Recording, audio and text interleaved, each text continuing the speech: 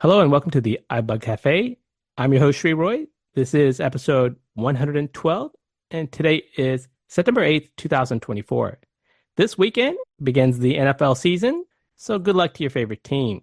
But now it's time to kick off the cafe, where we typically take an in-depth look at an iOS app. And today we'll look at the most important function inside our iPhone, and that is Voiceover. So before we get started, I want to personally say thank you to each of you for attending this cafe in person and for all those who'll be listening to this cafe either on our website, podcast, YouTube.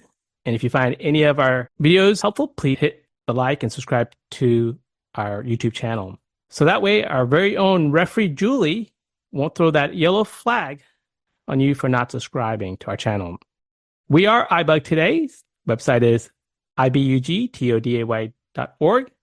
We are a nonprofit organization, and we offer 21 free activities each month, and this includes 12 technical and 9 social events. All our events are available in the Zoom platform, and we made it very easy for you, so that way you're not fumbling around. Just use the same link that you used today. So let's take a look at what's going on this week here at iBUG Today. All times are central. Monday night, we have our buzz from 7 p.m. to 9 p.m. And this is an open forum where you can ask any questions related to your iDevice. And during the halftime, we will entertain you with some questionable play calling clues and for you to guess as it relates to the Friday night movie. And after 9 p.m., we'll go into overtime where you can stick around and get to know your fellow teammates. Tuesday, we have the mini bus from 5 p.m. to 6 p.m. This is a shorter version of our Monday night call. And every Friday night is our movie night. We have an audio described audio movie. And if you flip the coin at 7:15 p.m. is when we start. And at 7:30 p.m., we will entertain you with some music blitz and throw a few Hail Mary jokes, and our movie starts at 8 p.m. And then you can stick around our post-movie discussions so you can make your Tuesday morning quarterback comments and then listen to some trivia from our coach. And hopefully with some of these football references, I hope you found it a little bit entertaining. So you can listen to all our trainings on Apple Podcasts, YouTube, the A-Lady, and as well as our website.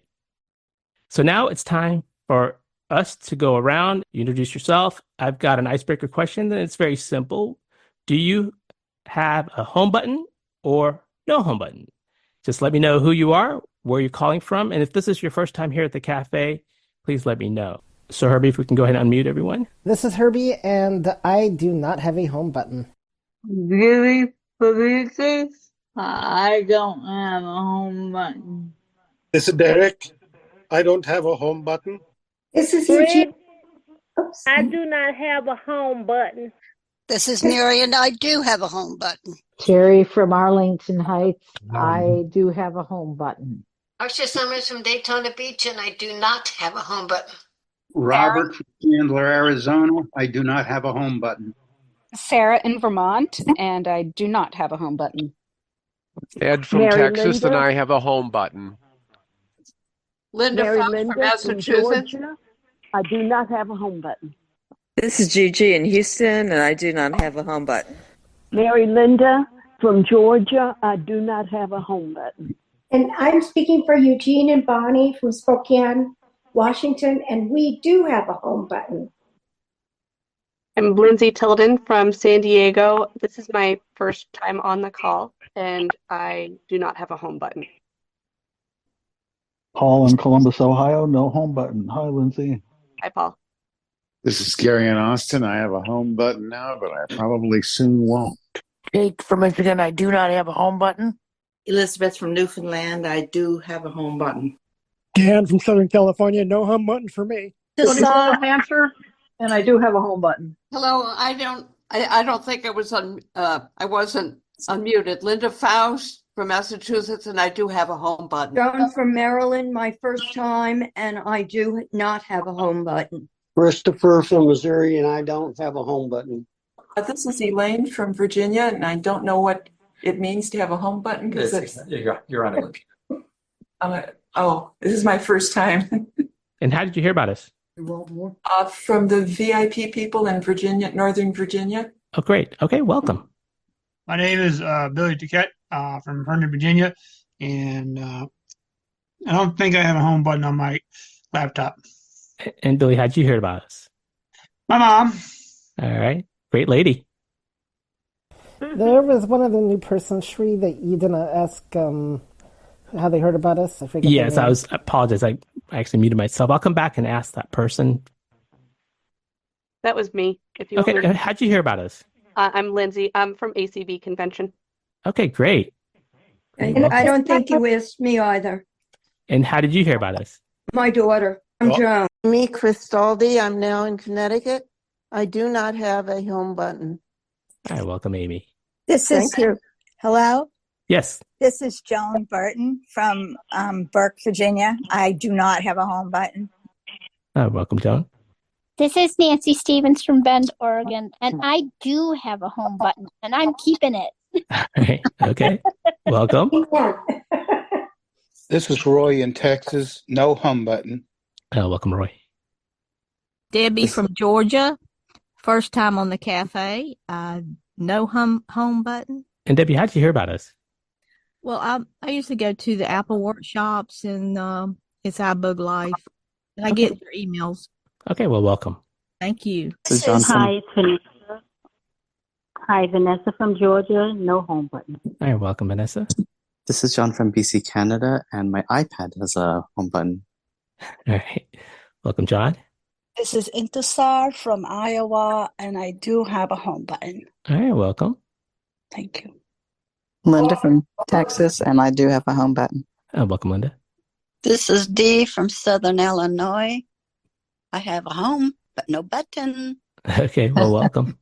Stephanie Parks from Georgia, and this is my first time. And how did you hear about us? I heard about you from Debbie. All right, well, welcome. Hi, this is Masuma from San Francisco. This is my first time, and I do not have a home button. And how did you hear about us? From a friend. All right, well, we thank you for your friend, and welcome. Yeah, thank you. All right, who's next? Sharon from New York. No home button. All right, welcome. All right, anyone else? I'm Pete. Greg I'm in from Texas. Florida, and I do not have a home button. Okay, and Greg? And Greg in Texas, no home button. All right, anyone else? Deb from Kansas, no home button. Okay, welcome, Deb. Thomas from Iowa. I have a home button. This is my first time being And on the call. And I welcome, heard Tom. from a friend who's currently on the call right now. Well, welcome. Gloria from Houston, no home button. Welcome, Gloria. Madeline from Texas, no home button. All right, welcome. Going once, twice. Well, this is Shri. I am from Virginia, and I do not have a home button. So in this presentation, we originally created 10 episodes, and these are individual episodes that you can stop anytime that you feel you need a refresh. You can pause and listen to it. But here at the cafe, we broke this presentation into 3 episodes just for time constraints. Our goal is to continue adding modules to these episodes. So hopefully, you'll continue to listen to the episodes to get a better knowledge. The first episode is about 28 minutes. The second episode is about 36 minutes. And the last episode is about 19 minutes. And then after each of these 3 presentations, we'll open it up for some Q&A after each sessions. I do want to say finally that this presentation today cannot be done without my co-presenter, Pete Lane. He's worked, took a lot of time working on this, and I greatly appreciate it. So Pete, do you have any final comments before we start? No, I just want to thank you for that comment, Sri, but Sri did most of the heavy lifting here, so thank you, sir. very much. Welcome to everybody. We've got a large number of new folks here, and I want to welcome you officially. And if you're new iPhone or iPad users, then listen carefully, because this tutorial series, Sri said, which will be broken up eventually into 10 episodes for your listening pleasure, are intended just for you, for new users. Also wanted to say we've got a good crowd here and we've got a full agenda. So this presentation of iBUG Cafe will probably go longer than it's normally scheduled, 1.5 hours. So we'll probably go closer to 2 hours in total. Otherwise, thank you very much. Go on, Sri. All right, Herbie, we'll go ahead and start with the part one of our presentation then. But we're never gonna survive unless we get a little crazy. No, we're never gonna survive unless... Namaste. Welcome to iBUG Cafe. I'm Pete Lane, and I'll be one of your co-hosts for today's iBUG Cafe. So here at the cafe, we typically take an in-depth look at an iOS app. But in today's presentation, Sri Roy and I will be presenting to you a recorded audio series called Introduction to Voiceover on the iPhone. And we think you'd be just a little bit crazy not to listen to our presentation today. This audio tutorial series will consist of a series of recordings that we hope will constitute a valuable learning tool for new iPhone and iPad users as they proceed through their journey in learning iOS using VoiceOver. We will be presenting episodes beginning with an introduction to the layout of your new iPhone, the form factor, the buttons, the screen layout. We'll walk through your basic VoiceOver settings, how to turn VoiceOver on and off, how to set your accessibility shortcut, how to use Siri, and a walkthrough of unlocking your home screen using your app switcher and becoming familiar with the control center and notification center. We'll walk you through all of your VoiceOver gestures, starting with Explore by Touch and the Touch and Slide gesture, all of your 1-finger, 2-finger, 3-finger, and 4-finger gestures, and a variety of other VoiceOver features and some critical apps that you'll need to effectively operate your iPhone. So without further ado, let's join Sri with episode 1 of our series and take a quick walk through the form factor of our new iPhone. Thanks, Pete. As you mentioned, I'm going to take a look at the physical layout of an iPhone. If you currently own an iPhone SE, the iPhone 10, all the way to iPhone 15, you'll notice that the physical layout is somewhat similar, unless you have the iPhone 15 Pro or the Pro Max. In these two devices, the mute slider was replaced by the action button.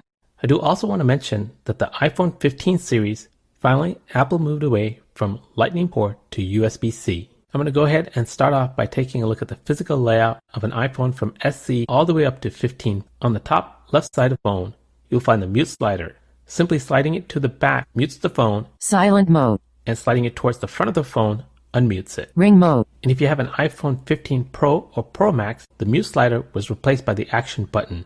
As of iOS 17, the action button can perform 10 different actions, but by default, press and hold for a second will mute the phone. Ring mode. Silent mode. Or press and hold for a second, it will unmute the phone.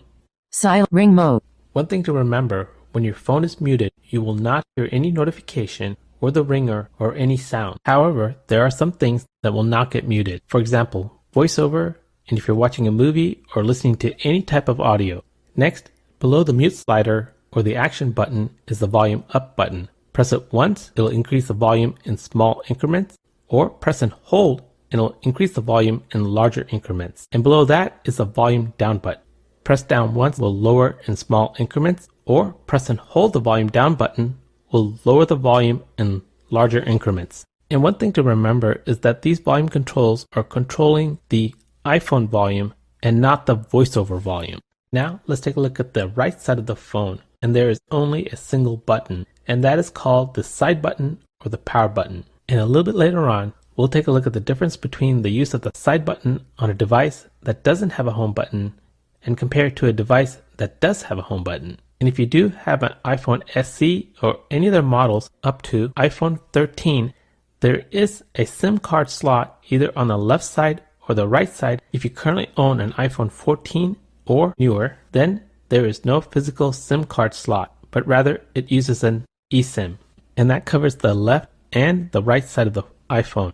Now let's go ahead and go to the back of an iPhone. In here, you'll see some differences between a non-Pro series and a Pro series. In a non-Pro series, the cameras can range from either 1 or 2 with the flashlight. And on the Pro series, there are 3 cameras, a LiDAR sensor spelled LiDAR, and there are some accessibility apps that are created that requires the use of the LiDAR, and you will find a flashlight. And now let's take a look at underneath your phone, and right in the middle, you'll find the charging port. If you have an iPhone SE all the way through an iPhone 14, you'll find it's a lightning port. And if you have any of the 15 series, then you'll find an USB-C port. I do want to make a quick comment as it relates to cable and charging your iPhone. Not all cables are made alike. We recommend using cables that are MFI certified, which stands for Made for iPhone. And finally, to the right of the charging port is your speaker, and to the left of your charging port is your microphone. Now we're going to go and move to the front of the phone, and this is where you'll find some of the differences between the different types of iPhones. For example, does it have a home button, or does it not have a home button? Does it have a notch, or does it have a dynamic island? These are the physical differences found on an iPhone, but the screen layout, it's basically the same. Let's take a look at the front of an iPhone. At the top middle, you'll feel a little cut in the glass. This is the notch. And on an iPhone SE, this is where you'll find your earphone. And on iPhone 10 up to iPhone 13, this is where you'll find your earphone and your Face ID sensor. And on iPhone 14s and 15s, the notch was replaced by the dynamic island. And one of the things you'll find inside the dynamic island is your Face ID sensor. Let's take a look at the screen layout. There are 4 sections on the screen, and let's take a look at each one of those. First, we have the status bar, located on the top going from left to right. 8:56 p.m. Status bar item. In here, you'll find your carrier information, your time, your Wi-Fi, your battery, and some other things depending on if they're turned on. Below the status bar is where you'll find your widgets and apps, and they are lined up by columns and rows. There are 4 columns and 6 rows. That means you can have up to 24 apps on each home screen, and you can have up to 15 home screens. As of iOS 17, each app takes up 1 column and 1 row. And if you have widgets, they can come in 3 different sizes: small, medium, and large. A small widget occupies 2 columns and 2 rows. A medium widget occupies 4 columns and 2 rows. And if you have a large widget, it occupies 4 columns and 4 rows. And below the widgets and apps is search. And depending on how many home screens you have will determine how many dots are going from left to right. For example, if you have 3 home screens, there will be 3 dots. And as a side note, when you touch these dots, VoiceOver will say search. Search. Page 1 of 14. Adjustable. And if you do a 1-finger double tap on search, it will bring up Spotlight. Spotlight. Text field. Is editing. Search. Word mode. Insertion pointed start. Also, if you do a 1-finger flick up on search, it will move to the next home screen. Page 2 of 14. Or if you do a 1-finger flick down on search, it will go to the previous home screen. Page 2 of 14. And finally, below the search, you'll find the dock. Dock. It's spelled D-O-C-K, and you can have up to 4 apps. And the benefit of having apps on the dock is that as you swipe to different pages, the apps on the dock do not move. And the last thing that I want to cover on the front of an iPhone is the home button, which can be found all the way in the bottom middle underneath the dock. The home button can be found on all SE models and on any iPhone 8 and older. This concludes my part of taking a look at the exterior of an iPhone. So with that said, I'm going to go ahead and send this back to Pete. Thanks, Sri. This concludes our first episode, a walk through the form factor of your iPhone. Now let's move on to our next episode. Now that we have a picture of the layout of our new iPhone, the first question that many of you may ask is, what is VoiceOver? VoiceOver is an accessibility feature offered by Apple in virtually all of its devices, including iPhones, iPads, and Mac computers. VoiceOver allows blind and visually impaired individuals to use these devices even if you can't see the screen. VoiceOver gives audible descriptions of what's on your screen, from your battery level to who's calling to which app your finger is on. You can also adjust the speed and the pitch of the VoiceOver speech to fit your needs. The next question you may ask, how do I turn VoiceOver on and off? For this task, the answer depends on what model of iPhone you have and whether or not your iPhone has a home button. Now, essentially, home buttons existed on iPhones up through the iPhone 8. Home buttons also exist on all models of the iPhone SE series. All other phones, beginning with the iPhone 10, have no home buttons. One of the simplest ways to turn on VoiceOver is to utilize your accessibility shortcut. Once this feature has been enabled in your iPhone settings, then your simplest means to turn VoiceOver on and off is to press your home button 3 times fairly quickly. You'll hear VoiceOver say VoiceOver on and then VoiceOver off if you press that button 3 times again. For phones with no home button, you press the side button, the power button, located on the top right edge of your phone 3 times fairly quickly. In a few moments, I'll jump into our settings and I'll show you how to turn on your accessibility shortcut. But in the meantime, I'll just go ahead and use this triple click method to illustrate how to quickly turn VoiceOver on and off. Because my phone does not have a home button, I'll press my side button 3 times. 1, 2, 3. VoiceOver on. And you heard VoiceOver on. I'll do it 3 more times. 1, 2, 3. VoiceOver off. And VoiceOver off. As I mentioned earlier, there's more than one way to perform an action on your iPhone. This time we'll summon Siri. Siri, turn off VoiceOver. VoiceOver off. Siri, turn on VoiceOver. VoiceOver on. Now, because we want you to understand the background behind the quick ability to turn VoiceOver on and off, you need to know precisely where the setting is that facilitates that action. So we will now go to our Settings app, which is a standalone app on your home screen. Settings. Settings. Once on your main settings screen, we will navigate down to Accessibility. Accessibility button. Vision heading. VoiceOver. Vision and VoiceOver. And here is where we find the setting turn VoiceOver on and off. On button. On. VoiceOver speaks items on the screen. Tap once to select an item. Double tap to activate the selected item. This will be helpful in case you need to direct a sighted friend or family member to help you turn your VoiceOver on and off. Also, as promised, let's learn how to set VoiceOver as our accessibility shortcut. We remain in our iOS Settings app. We'll also stay within our accessibility settings screen. Accessibility heading. Vision heading.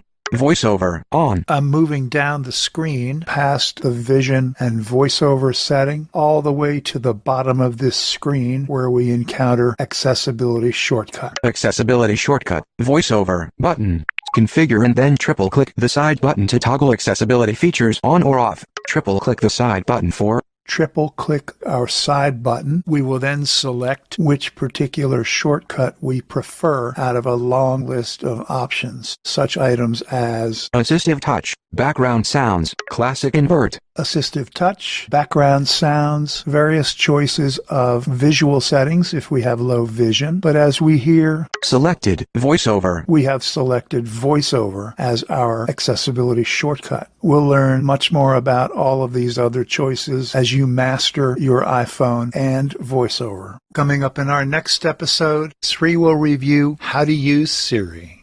Thanks, Pete. And I'm going to talk about our favorite assistant. And just to be safe, I'm going to spell Siri so I don't wake mine or some of your other devices. I'm sure you have noticed in our daily lives there are many wake words all around us. For example, Amazon has one. Google, well, they have one too. And believe it or not, today I went to see a movie and the movie had a wake word. But today it's all about 2 unique wake words used on our iPhone. And that is Hey Siri and Siri. And of course, if you have an iPhone with a home button, you simply hold down the home button and make your request. Or if you have an iPhone without the home button, you simply hold down the side button and then make your request. For me, the best results I get is when I hold the button down till I'm finished asking my request. And just like how Pete just showed you how to set up VoiceOver, well, now it's my turn to show you how to set up Hey Siri and Siri. And there may be another reason you may need to reset it. And that is when Siri is just behaving like it's got no intelligence. Okay, that was an exaggeration, because then you'd be resetting it all the time. To address this, I'll either do a touch and explore until I hear settings and then do a one finger double tap, or I can ask our assistant, Siri, to open settings. Settings. Settings. One finger swipe right until I hear Siri and search button, and then one finger double tap to open it. Siri and search button. Ask Siri, heading. I currently have Siri turned off. One finger swipe right until I hear the off button, and then one finger double tap to open it. Listen for off button. Inside here, I'm presented 3 different options. Siri or Hey Siri. Hey Siri. Selected off.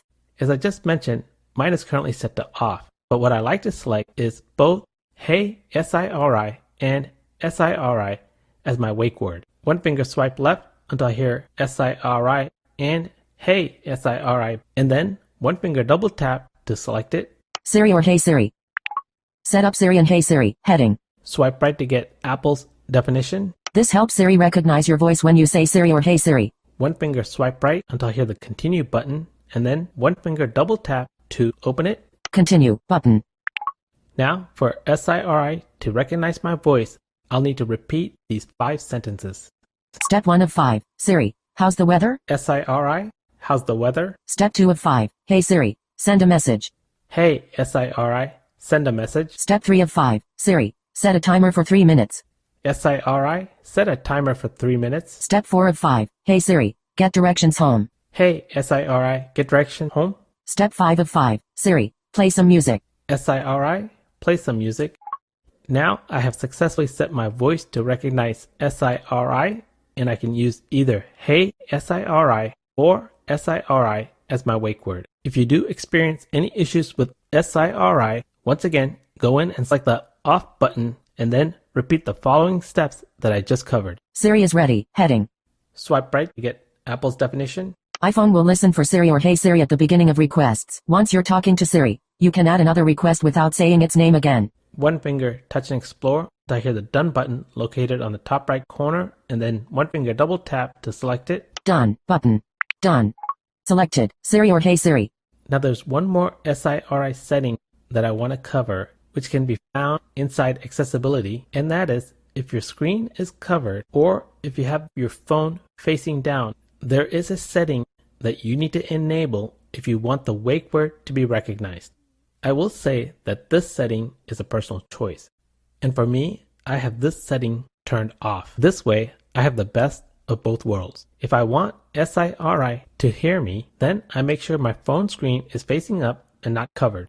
But if I do not want Siri to recognize my voice, I simply place my phone with the screen facing down. I'm currently inside accessibility. One finger swipe right until I hear Siri button, and then one finger double tap to select it. Siri button. Type to Siri. Switch button off. One finger swipe right until I hear always listen for Siri or Hey Siri button, and then one finger double tap to turn it on or off. Always listen for Siri or Hey Siri. Switch button off. And if you're one of those individuals that want Siri to always be listening, then you need to make sure that this setting is turned on. And these are all the things that I want to cover as it relates to setting up Siri or Hey Siri on your iPhone. And now I'm going to go ahead and send it back to Pete so he can do the quick intro for the next episode. And now here's 3 again, presenting this episode, unlocking your home screen, using your app switcher, and becoming familiar with the control center and notification center. All right, Pete, thank you. Now, before I get started, I do want to mention one thing. When it's time for you to get a new phone, there are a few things you need to consider, such as the cost or the model with the right storage space, or maybe even more importantly, do I need Apple Intelligence? But one thing we feel that should not be a factor in making this consideration, and that is, does it have a home button or not? And that's because in the near future, Apple will no longer offer any of their iPhones with the home button. And we also believe with a little bit of practice, you may just realize you no longer miss your home button. Now that I got that out of the way, first, I'm going to take a look at iPhones without a home button and look at 3 different ways to wake it. Then I'll show you what gesture to perform to get to the home screen, the app switcher, control center, and the notification center. So I've got a few things to show you. So let's see how all of this works. The way you decide to wake your iPhone is a personal preference. You could press the side button once to either wake it or put it to sleep. My second option is to enable tap to wake. I'm going to go ahead and ask Siri to open accessibility. Settings, back button, accessibility. One finger swipe right until I hear touch button, and then one finger double tap to open it. Touch button, assistive touch, off button. One finger swipe right until I hear tap or swipe to wake, and this is a toggle. One finger double tap turns it on or off. Tap or swipe to wake, switch button, on. Mine, it's turned on. And finally, the third option, which is raise to wake. I'm already in the main settings. One finger swipe right until I hear display and brightness button, and then one finger double tap to open it. Display and brightness button. Appearance, heading. One finger swipe right until I hear raise to wake, and this is also a toggle. One finger double tap turns it on or off. Raise to wake, switch button, off. In my case, I have this turned off. And these are the 3 different ways that you can wake your iPhone that doesn't have a home button. And also, keep in mind, you can either have both of these turned on, or you can have one of these turned on or off, or you can turn both of these off and just use the side button to wake your iPhone. And if you're wondering how you can tell if your phone has woken up, well, in the lock screen, you'll hear the time. 10:15 p.m. And if you are one of those individuals that do not have a passcode or a Face ID, you will still need to wake your iPhone. Now that you know the different ways to get to the lock screen, the next thing we need to take a look at is how do we get to the home screen. And for those who have enabled Face ID, you need to make sure at least your face is looking at the screen and perform the gesture going to the home screen. And if you only have a passcode, then when you perform this gesture, you'll be prompted to enter your passcode. And for those individuals who do not have a passcode, simply performing this gesture will take you straight into the home screen. So how do we perform this home screen gesture? Well, here is my recommendation. To get started, place your finger either on the lightning port or the USB-C charging port, and then slowly slide your finger until it touches the glass. And then you should hear the first pop, and this sound indicates that you're performing the gesture correctly. Without lifting your finger, continue to slide straight up until you hear the second pop. Hopefully you noticed that there were 2 unique sounds.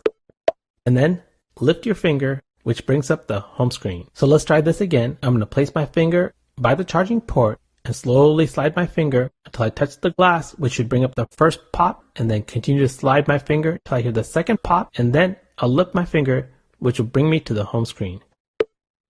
Lift for home. We know with a little bit of practice, you'll get the hang of this. But if you do hear something like this, this means you either drifted to the left or to the right. And what I would recommend is just stop and start all over. And before you know it, you'll perform this gesture correctly. The next gesture we'll take a look at is the app switcher. The app switcher is where you go in and close any of your open apps. To get to the app switcher, we'll start off with the same gesture we did going to the home screen. Slide one finger until you hear the first pop. Continue to slide your finger straight up until you hear the second pop, but this time don't lift your finger. And continue with the same motion with one finger sliding straight up until you hear the third pop. And now you can lift your finger, and this brings up the app switcher. So to get to the app switcher, place your finger right by the charging port and slowly slide your finger straight up until you hear the third pop sound, and then lift your finger. Lift for app switcher. And when the app switcher is running, and with 3 fingers, swipe up and it'll close one app at a time.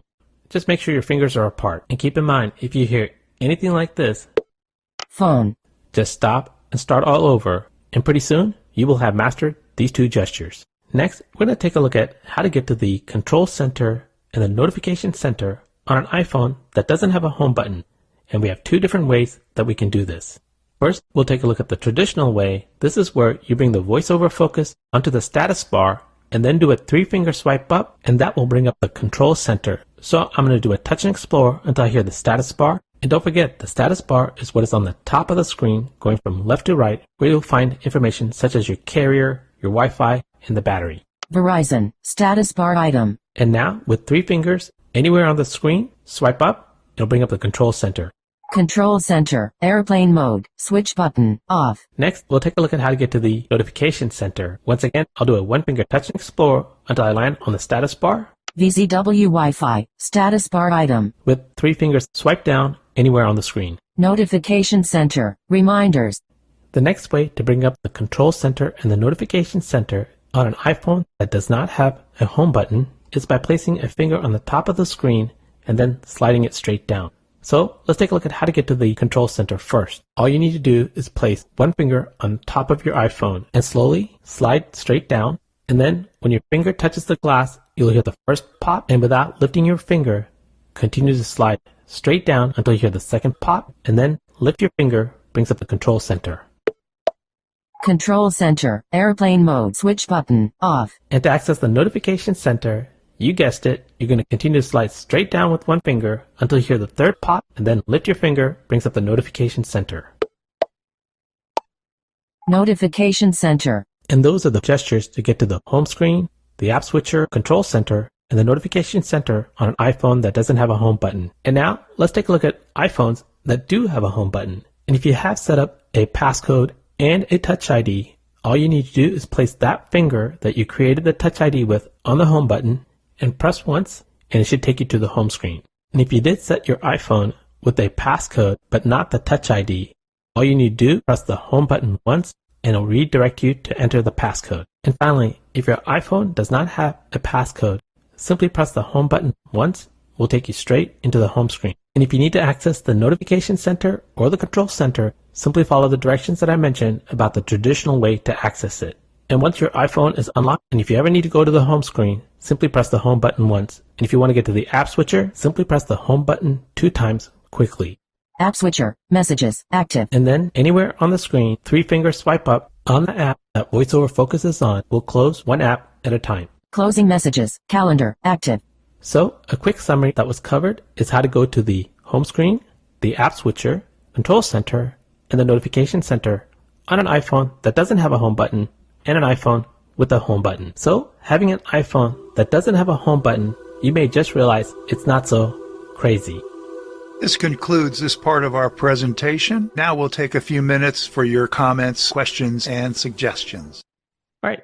So the way it's going to work is we're going to open it up. You're going to state your name. I'm going to call upon you. Then you can ask your questions. I'll ask everyone else to stay muted during that time till the conversation comes to an end. If you did ask a question, I do ask that you hold off from asking a secondary question so we can give others an opportunity to ask their questions. We don't use the raise hand feature, so just state your name and I'll call upon you. Herbie, if we can just go ahead and unmute everyone. This is John from BC, Canada. Yeah, go ahead, John.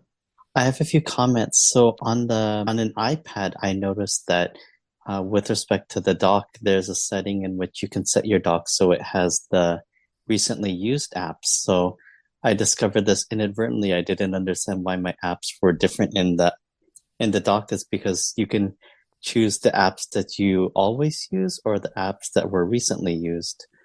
The second thing I noted is that on my iPad 9th generation, the power button is on the top right corner. So I just thought I'd note those 2 things in case people didn't understand. Oh, thank you. And also, if you do have an iPad, you can perform the gesture to go to the home screen and app switcher, even if you have a home button. You can still do that. Mm-hmm. This is Nancy. Go ahead, Nancy. You guys did a fabulous job with that recording. I think you did a really, really great job of breaking it into bite-sized pieces for new users. Great. How do you plan to distribute this so that people who are brand new to their phone will be able to access this material? Is it going to be a voice memo? Are you going to presume that people will know how to use a podcast, or how do you see that happening? Well, by default, we're going to definitely have it on our website. We'll definitely have it on YouTube. We'll definitely have it on the podcast of your choice. Pete and I will need to talk to Michael how we can do this maybe a little bit differently. I'm not exactly sure yet, but for now, it'll definitely be on those 3 resources that I just mentioned. Okay. Thanks. You guys did great. All right. And hopefully, Nancy, we've convinced you that you may want to move away from the home button, maybe? You haven't yet. Okay. All right. Well, thank you. All right. Who's next? Any questions on what we covered so far? This is Jody. All right. I heard Thomas and Jody. Yeah, maybe some of us have run across this by accident, but I do have a question. Sometimes when I'm answering my phone, you kind of you tap your phone to answer your phone, and I've accidentally turned my voiceover off by tapping on the phone. How do you turn it back on by tapping on the phone without using your button or without a button? Pete, do you want to take that one? Yeah, Thomas. I'm guessing that the way you turned your voiceover off by mistake was because you did a gesture, which is the 3-finger double tap, and it actually turns your speech off. And we're going to cover gestures in the next section. But actually, if you do that same gesture a second time, it toggles the speech off and then back on again. So it would be 3 fingers double tapped on the screen. Yeah, that's what I thought. Because usually it's a 2-finger tap to answer your phone, and I'm thinking that what happens is my 3rd finger gets in the way when I'm tapping. It's easy to do. Yeah. Yeah. Okay. Thank you, sir. I appreciate that. Thank you, Thomas. Jody? Yes. First, I wanted to comment to people if they noticed that Pete and Siri and Tree both had different. One had a male voice, one had a female voice for their voiceover. That's another setting that you can change. You can select voices in a variety of different voices. So that's the reason why there were 2 different types of voices for their phones. And my question is, how do you exit the app switcher, the notification center, and the control center when you don't have the home button? And then as a second question is, when you're sliding your finger, there's one tone and you skip that. What is the one tone? Is that just an orientation tone? Does that do anything? So the first part of your question, and I'm not quite clear on the second part, maybe Pete might know, but you could always just go to the home screen gesture. The home screen gesture will always take you away from the notification and the control center. So you can always do that gesture on devices that doesn't have a home button. I think that first tone, kind of like a click tone, the first tone will be used for other purposes, Jody. For instance, when you want to close an app where you would normally use your home button if you had one, you would just swipe up once and you would hear that one single click tone, and that closes an app. It also gets you out of maybe some other things that you're into that you might otherwise have used your home button. Okay, thank you. Sure. And Pete will talk about a very important gesture. I'm sure some of you guys have already heard about the scrub. That's a very useful tool also. This is Mary Linda. Can I take you back to the very beginning where you talked about using the gesture to mute the phone? Can you go over that again? Mute the phone. Pete, do you know what she's referring to? Maybe your mute button on the side. Oh, I see. Okay. So what kind of phone do you have, just so I know? 13. Okay, so basically what you're going to do is the mute slider, which is the button it's a slider located all the way on the top. If you take your fingernail and just kind of slide it towards the back, that will mute your phone. And if you slide it towards the front of the phone, that unmutes it. And as I mentioned, when you mute your phone, you won't hear any notifications or sounds, but you'll be able to hear audio. I understand that, but I just haven't found it yet. Do you have a case on your phone? Yes. Sometimes, depending on the case, it may cover that mute slider. I've seen some cases where it covers it. And if you don't feel it, it's right above the volume up button. It's a little bit of a little notch slider. And you may feel it much easier if you take the case off. Okay. On the top left edge of the phone there, right above the up and down. With the case on it, there's no indication of anything. I guess that's why I didn't know what you were talking about. That's okay. I've definitely seen it on people's phones with certain type of cases. It just kind of covers it and you really don't feel it. Do you know what kind of case you have? If I heard the name, I would. OtterBox? Yes.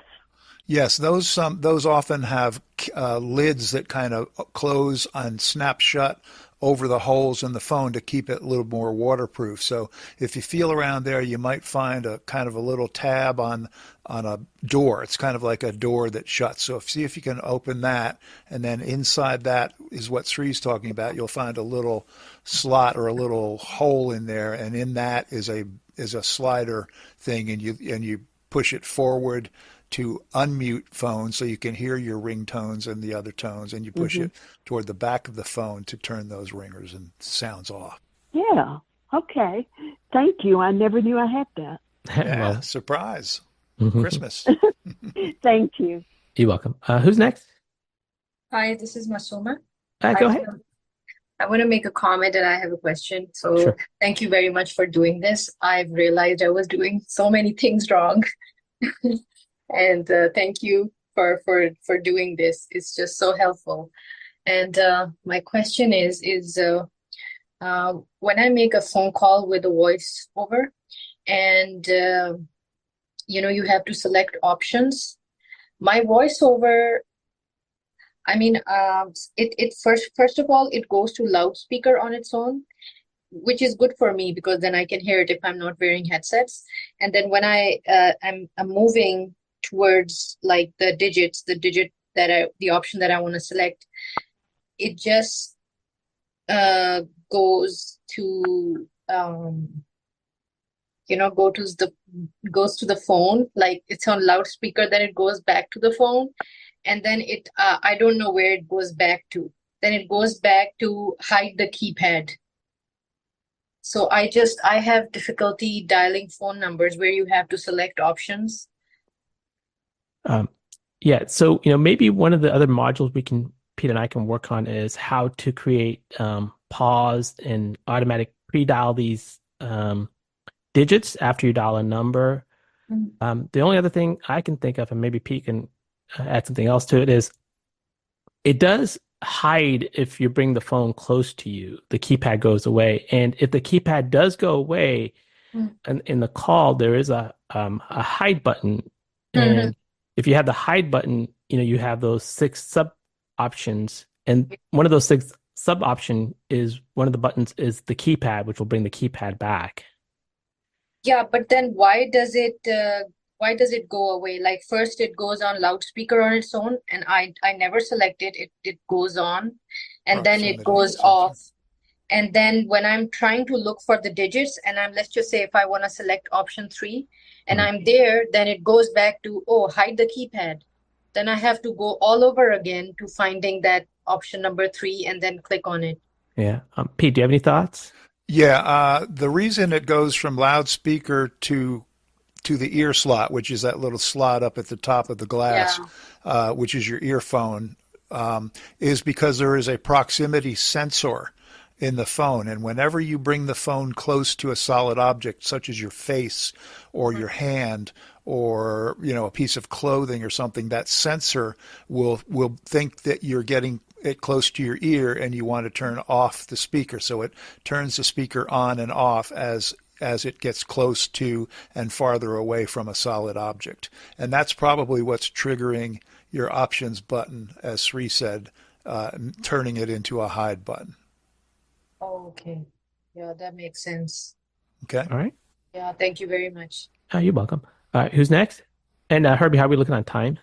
It is currently 4:51. All right, let's go ahead. We're going to hold off and let's go ahead and start the second part of the presentation. This is it's a little bit long one, but it's got a lot of good information. So Herbie, why don't we go ahead and just mute everyone and we'll start the second part. Coming up in our next episode, we'll look at some iOS settings to turn on and off. Take it away, Sri. All right, Pete. Thank you again. I'm sure, like it is for you, when I get my new iPhone and I unbox it and power it on, it is truly a happy moment. However, there are some settings that's either turned on or off that can impact a VoiceOver user. We're going to take a look at some of the things inside settings, accessibility, and VoiceOver. Just a heads up that some things that we recommend turning on or off are covered in other parts of our presentation. So let's get started. The first area I'm going to take a look at is inside settings, and I'm already inside settings. One finger swipe right until I hear the general button, and then one finger double tap to open it. General button. About button. One finger swipe right until I hear keyboard button, and then one finger double tap to open it. Keyboard button. Keyboards 2 button. One finger swipe right until I hear slide to type, This is a toggle button. One finger double tap turns it on and off, and you want to make sure that this is turned off.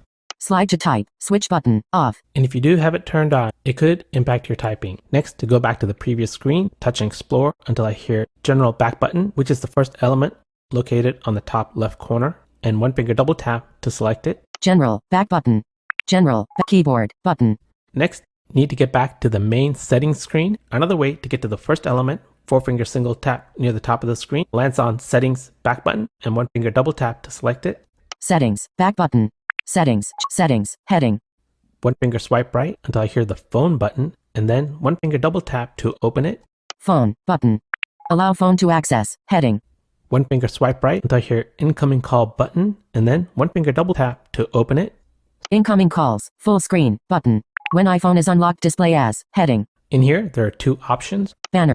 And selected, full screen. One finger double tap on full screen is what we recommend. Another way to go to the previous screen is to do a 2-finger scrub. Phone, incoming calls, full screen, button. One finger swipe right and double tap on announce calls. Announce calls, always, button. Selected, always. One finger swipe right provides the different options. We recommend one finger double tap on always. Announce calls, heading. Selected, always. Headphones and car.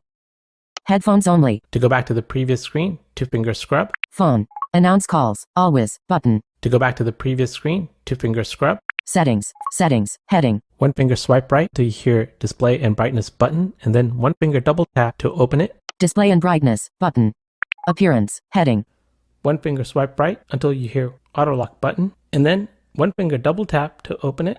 Auto lock, 4 minutes, button. One finger swipe right, and you're presented with 7 different options to choose from. 30 seconds. 1 minute. 2 minutes. 3 minutes. Selected, 4 minutes. 5 minutes. Never. For everyday usage, we recommend that 30 seconds and never not be selected. When 30 seconds is selected, that means your phone will go to sleep very frequently. And if never is selected, this setting will impact your battery as well as open to some security risks. To go back, 2-finger scrub. Display and auto lock, 4 minutes, button. To go back, 2-finger scrub. Settings, settings, heading. That covers what's inside settings. Now I'm going to take a look at what's inside accessibility. One finger swipe right until I hear the accessibility button, and then one finger double tap to open it. Accessibility, button. Vision, heading. One finger swipe right until I hear spoken content button, and then one finger double tap to open it. Spoken content, button. Speak selection, switch button, on. One finger double tap turns this feature on or off. And this setting is a personal preference. When this is turned on, inside Edit and Rotor, a new option called Speak becomes available. And when you have something selected, you can go to the Rotor and go to Edit and select Speak, and it will speak whatever is selected. Go back, 2-finger scrub. Accessibility, spoken content, button. One finger swipe right to hear audio description button, and then one finger double tap to open it. Audio descriptions, on, button. Audio descriptions, switch button, on. By default, audio description is turned off. This is a toggle switch. One finger double tap turns it on or off. To go back, 2-finger scrub. Accessibility, audio descriptions, on, button. One finger swipe right until I hear Face ID attention button, and then one finger double tap to open it. Face ID and attention, button. Require attention for Face ID, switch button, off. One finger double tap turns this toggle on or off, and we recommend that this be turned off so that the Face ID is not recognizing your eyes when looking at the screen. To go back, 2-finger scrub. Accessibility, Face ID. One finger swipe right until I hear the touch button, and then one finger double tap to select it. Touch, button. Assistive touch, off, button. One finger swipe right until I hear prevent lock to end call. Prevent lock to end call, switch button, off. One finger double tap toggles between on and off, and make sure that this is turned off. Swipe right to hear Apple's definition. Prevent the side button from ending the current call. The final section we'll take a look at is what's under Voiceover. One finger swipe right until I hear the Voiceover button, and then one finger double tap to open it. Voiceover, on, button. Voiceover, switch button, on. One finger swipe right until we hear the speaking rate. We'll take a look at how to increase and decrease it. Speaking rate, 55%, adjustable. Since this is adjustable, one finger swipe up will increase it. 65%, 75%.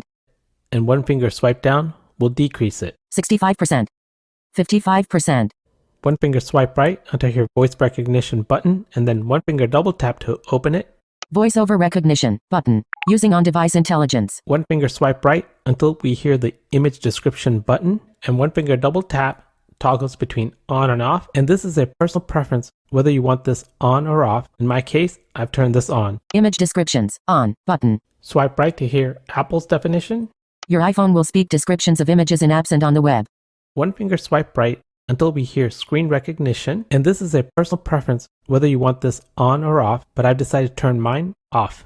Screen recognition, off, button. Swipe right to hear Apple's definition. Your iPhone will automatically make apps more accessible by recognizing items on the screen. One finger swipe right until we hear text recognition. Text recognition, switch button, on. One finger double tap toggles this on or off. In my case, I've turned this on. Swipe right to hear Apple's definition. Your iPhone will speak descriptions of text found in images. To go back, two finger scrub. Voiceover, voiceover recognition.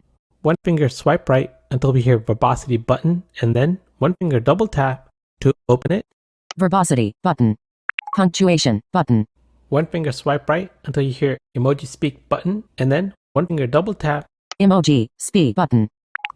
One finger swipe right to view the three different options. Selected, speak. Braille. Do nothing. In my case, I've selected speak, so the next time there's an emoji, it speaks the emoji. To go to the previous screen, two finger scrub. Verbosity, emoji. One finger swipe right until I hear the emoji suffix button, and then one finger double tap to toggle this on or off. Emoji suffix, switch button, on. When this is turned on, it will announce the word emoji before it actually says what that emoji is. For example, it will say emoji, then happy face. To go back, two finger scrub. Voiceover, verbosity, button. One finger swipe right until we hear the audio button, and then one finger double tap opens it. Audio, button. Voiceover sounds and haptics, button. One finger swipe right until we hear the sounds button, and then one finger double tap opens it. Sounds, heading. One finger swipe right until you hear sounds, and you want to make sure that this is toggled on. This is what determines if you hear any of the voiceover sounds. Sounds, switch button, on. One finger swipe right until you hear the sound volume, and we recommend that the volume be set at least at 80% or higher, so you can clearly hear all the unique voiceover sounds. Sound volume, 80%, adjustable. One finger flick up increases it. 90%. And one finger flick down decreases it. 80%. One finger swipe right until you hear the haptics, and we recommend that this be turned on so you can feel vibrations as it relates to voiceover. Haptics, switch button, on. One finger swipe right until you hear the haptic intensity, and we recommend that this be somewhere near 50 to 100% so you can feel the full intensity of the vibration. Haptic intensity, 50%. One finger flick down decreases it. 30%. One finger flick up increases it. 40%. To go back, two finger scrub. Audio, voiceover sounds and haptics, button. To go back, two finger scrub.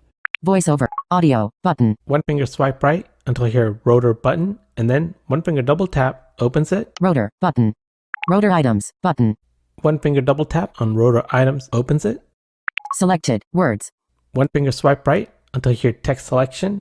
By default, this is not selected, and this is a toggle. One finger double tap either selects it or unselects it. And this, you want to make sure it is selected because this is what allows you to do text editing by selecting text. Selected, text selection, actions available. One finger swipe right until you hear hints, and then one finger double tap to open it.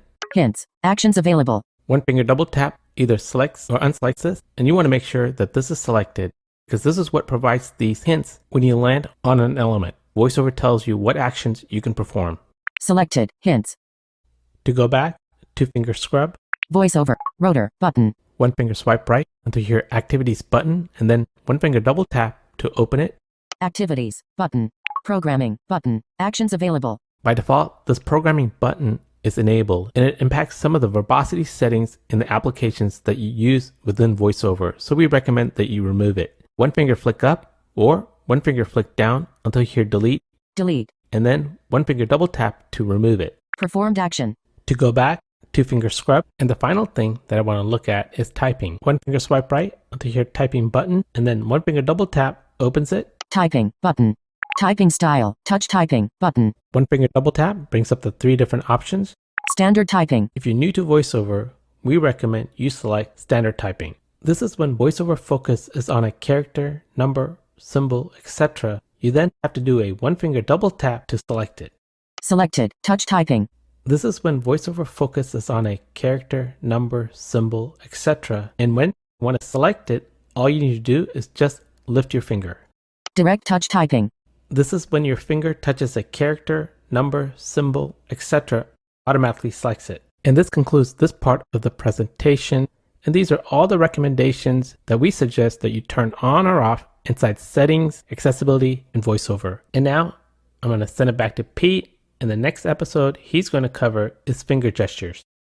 One thing you'll discover immediately when you begin to use VoiceOver on your iPhone is that all of the gestures, the taps, the swipes, the flicks that are used by sighted people are different when you activate the VoiceOver screen reader. So let's get acquainted with the VoiceOver gestures that we'll be using as we learn to use our iPhone. There are a series of VoiceOver gestures that we'll be breaking down into one finger, two finger, three finger, and four finger gestures, and then a catch-all category for those gestures which just don't fit into those categories. Don't be overwhelmed, because with time, these will become second nature. Before we dig into our one-finger gestures category, I want to discuss a concept called Explore by Touch. And to kick that off, we'll look first at our touch and slide gesture. The touch means that you touch the screen with the tip of a single finger, usually your index finger. Whatever element is touched is spoken by VoiceOver. The slide gesture involves sliding the tip of your finger around the screen without lifting it. As your finger passes over an element or a button on the screen, that button or element is spoken by VoiceOver. These gestures serve as our eyes and allow us to explore the contents of our screen. They are collectively referred to as Explore by Touch. So now let's explore the touch and slide gesture. I'm on my home screen.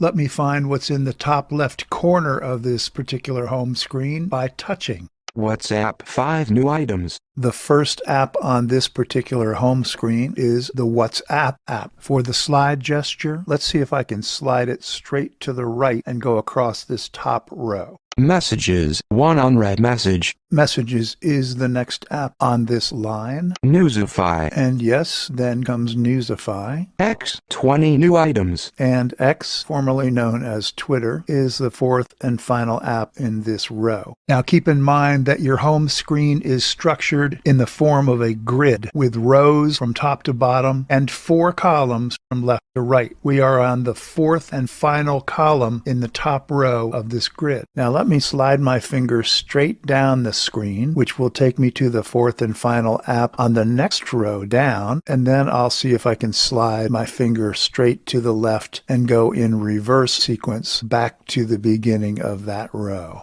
X, 20 new items. My finger is still on X. I'll slide straight down the screen. Bard Mobile. So there's my Bard Mobile app directly below the X app on the far right of the screen. I realize this may be difficult for you to follow spatially, but the touch and slide technique does help familiarize us with the layout of our screen. Now let me begin pulling my finger straight across this line to the left. Blind abilities. Dropbox. There's Dropbox, and we have one more app to the left. Facebook. And there's our Facebook app. While the touch and slide gestures are not necessarily the most efficient way to navigate to a particular point on a given screen, they do give you a rough picture of the layout of your iPhone screen. So take some time and get familiar with the touch and slide method.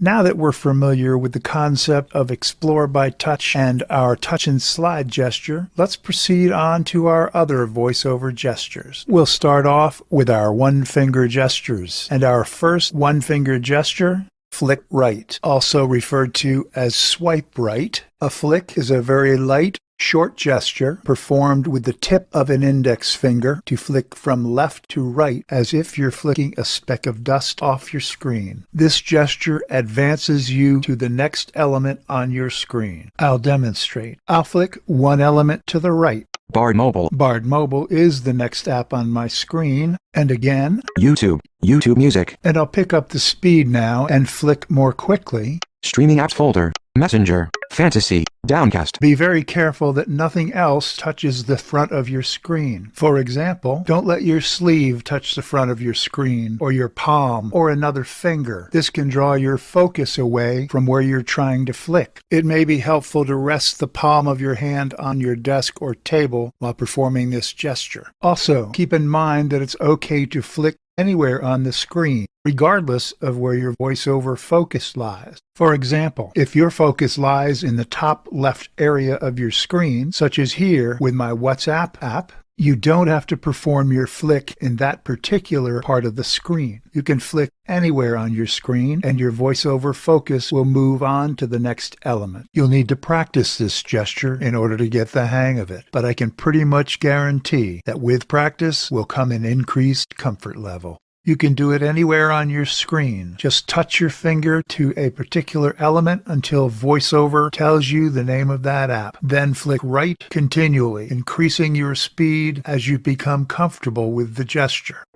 Our next gesture, flick left, also referred to as swipe left. Like the flick to the right, this is done with the tip of the index finger, but this time we flick from right to left. This gesture moves you to the previous element on your screen. Remember, your flick gesture is performed with the tip of a finger, flicking very lightly and fairly quickly. Once again, I'll demonstrate. As you recall, I left off with the My Chart app. Settings, My Chart. So once again, I will use my flick gesture, this time flicking from right to left very quickly and very gently with the tip of my index finger. Streaming apps folder. This is my streaming apps folder, and we'll get into a discussion of folders on your home screen in a later episode. Here I'll continue to flick to the left. Bard Mobile. I'll pick up the pace. Blind Abilities. Dropbox. Facebook. X. Newsify. Messages. WhatsApp. Now we mentioned here that the flick to the right advanced your position on the screen by one element. The flick to the left moved you in reverse one element. Also remember that as you continue to flick to the right, as you get to the end of each row, you then wrap around to the first element on the next row down until you reach the bottom of the screen. Conversely, as you flick to the left, once you get to the first element in the row, you will wrap around to the next row up to the uppermost element of your screen. VoiceOver is a system comprised of sounds. One sound that you'll hear frequently and that you'll grow to recognize is what I call the bonk. The bonk is a sound that you hear when you get to the very top of the page, as we are here. Settings. Double tap to open. VoiceOver will speak the name of the element, but we will also hear the underlying bonk sound. We'll hear it when we get to the very bottom of the page, or if we get to the top of a list, or the bottom of a list. You may want to become familiar with these various sounds as they may help you get oriented to your location on a particular iPhone screen. Next, single finger double tap. With this, you use the tip of a finger, usually your index finger, and tap the screen twice very lightly and fairly quickly. This gesture activates a button or opens an app. I'll do a single finger double tap on my desktop here just so you can hear the speed. I'll do that right now. That's the speed of my single finger double tap. So now let's go onto the screen and execute the single finger double tap and see what happens. Right now I happen to be sitting on my settings app. So when I perform a single finger double tap, I will open the settings app. Now I want you to listen again for the sound. Remember, VoiceOver is full of different sounds. And when you activate a button, or as in this case, open an app, you'll hear a distinct double click. I'll demonstrate. Here's my one finger double tap on the settings app. Settings. Again, you heard a distinct double click. This is a sound that you will definitely become familiar with because you'll hear it every time you activate a button or open an app. There are two more one-finger gestures that I want to cover, both of which perform the same action. They are a one-finger triple tap and a one-finger double tap and hold. Both of these gestures invoke what Apple calls the shortcut menu. The shortcut menu gives you a series of options that are intended to be quick shortcuts to some of the more significant features of a particular app. This is specific to the application or screen where you are at that point in time. I'll give you a few examples. I'm on my home screen now. I will flick to my Mail app and perform a single finger triple tap. Dock, Mail, no unread emails. Remove app, button. Edit home screen, button. We can remove the app from our home screen, or we can edit it on the home screen, which involves a variety of possible actions like moving it to a different location, things along those lines. I'll continue flicking to the right with one finger. Gmail, no unread messages, button. VIP, no unread messages, button. These are my two primary mailboxes, my Gmail account and my VIP folder.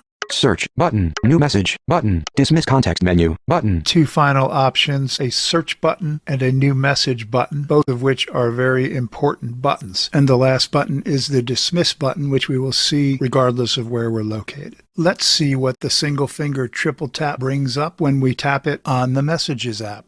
Messages. I'll do the one finger triple tap.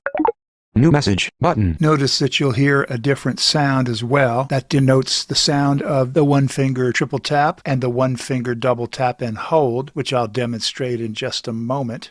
Dan Lane, button. Pat Lane, button. Jeff Thompson, button.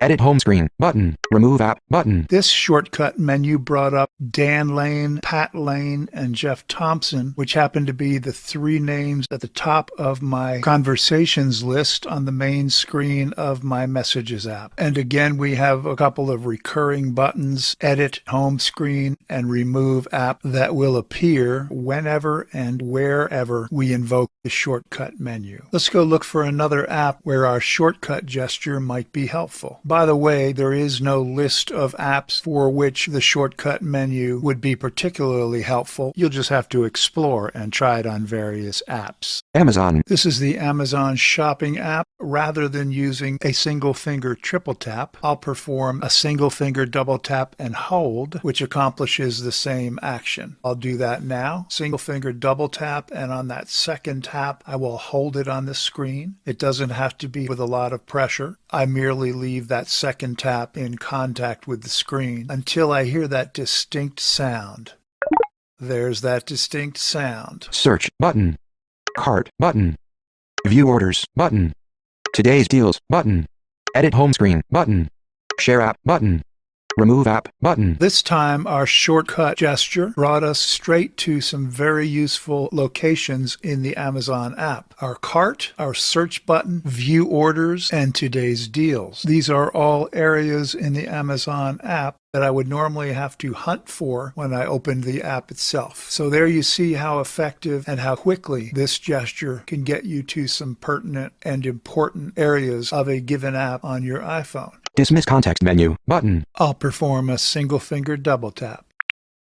There's another gesture that really doesn't fit within either the one finger gestures or the two fingers category. It's called the split tap. We'll walk through it very quickly, but just keep in mind that it performs the same action as a single finger double tap. Let me demonstrate how it works. My finger is on the top row of the screen, just to the right of my Messages app, so let me slide it just a bit to the left so it is focused on the Messages app. Messages, one unread message. Then I will use another finger on the same hand to tap once elsewhere on the screen, and it should perform the split tap and open my Messages app.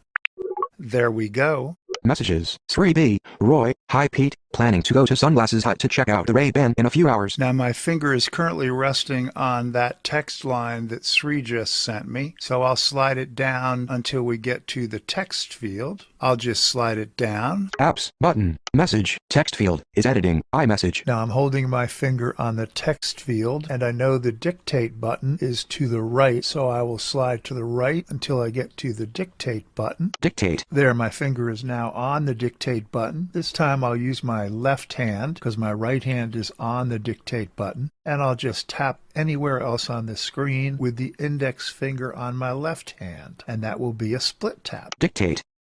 And I'll go ahead and dictate my response to Siri. Be sure they carry the Ray-Ban Meta smart glasses. Message. Here's the transcript of what I said. Be sure they carry the Ray-Ban Meta smart glasses. Send button. Now I have the tip of my right index finger poised on the send button. I'll use my left hand again to tap once anywhere else on the screen, and that will complete the split tap and perform the action. Send message. Back button. Here again, my right index finger is on the back button. I'll use my ring finger on the same hand just to tap once a little bit to the right of that area on the screen. Edit. I'm not sure how frequently you will use this gesture in lieu of the single finger double tap. Some people have reported that this will trigger an action when your voiceover might otherwise be stuck on a particular button or an icon. I'll let you be the judge of that. Just be aware that it does perform the same action as your single finger double tap. The split tap can also perform a triple tap action that may be necessary in places such as your caps lock on your keyboard and elsewhere. This concludes our episode on one-finger gestures. Feel free to practice as much as you like, because practice definitely makes perfect. Next, of course, we have our two-finger gestures. These run the gamut. The two-finger single tap, double tap, triple tap, the two-finger swipe up and down, and the rotor action. Let's take a look at these gestures in a little bit more detail. Our first gesture is the two-finger single tap. This gesture stops VoiceOver when it is already speaking and resumes VoiceOver after you have stopped it. I'll start VoiceOver speaking continuously using the two-finger swipe up gesture, which you'll hear about shortly. Call iBUG today button. Home. Now VoiceOver will continue speaking unless I stop it. Upcoming button. Announcements. Now it has stopped. I did this by lightly placing two fingers on the screen. I can do this anywhere on the screen. If I touch two fingers to the screen again, VoiceOver will resume speaking where it left off. Training button. Podcasts. Get involved button. This gesture comes in very handy when VoiceOver starts speaking and you don't want it to. Whether you're in a noisy environment or a quiet environment like a library or a meeting, sometimes VoiceOver will just begin speaking randomly, such as when a notification comes in or you've just inadvertently triggered VoiceOver yourself. The quickest way to stop VoiceOver from speaking is using that two-finger touch. Now let's take a look at our two-finger double tap. The two-finger double tap is so common, it's often referred to as the magic tap. This gesture starts and stops pretty much any audio on your phone, beginning with music. All I did was a two-finger double tap, a light double tap on the screen with two fingers, and the music began to play, and then I did it a second time, and the music stopped. I'll illustrate it again. I'm in my music app. I'll do my two-finger double tap,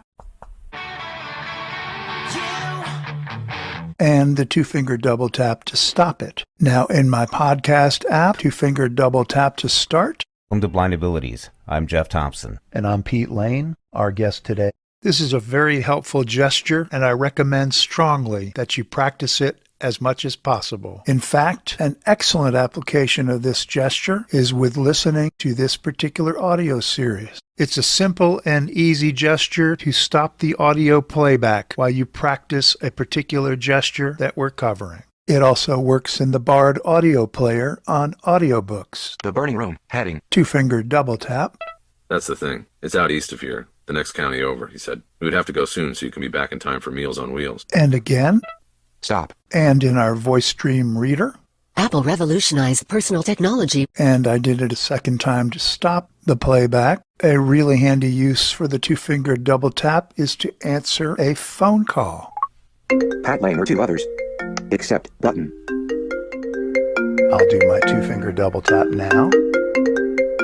Hello. Hello. That echo is my home phone. I actually dialed my cell phone number with my home phone, but I'll disconnect the call using that two-finger double tap.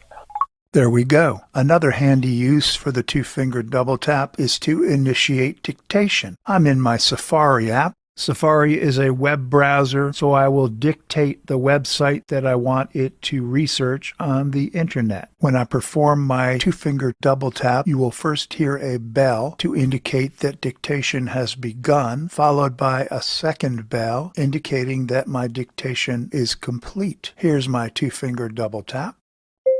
iBUGtoday.com. Now at the bottom of this screen is an on-screen keyboard, next to which is a Go button, and I will single finger double tap on that Go button to initiate the search. Go. Page settings button. Now all that clicking indicated that the website did open up. Let me go to the top of the screen to verify that we're in the right website. Address, iBUGtoday.com. There we are. And there we have a very simple and easy way to initiate dictation, the two-finger double tap or the magic tap.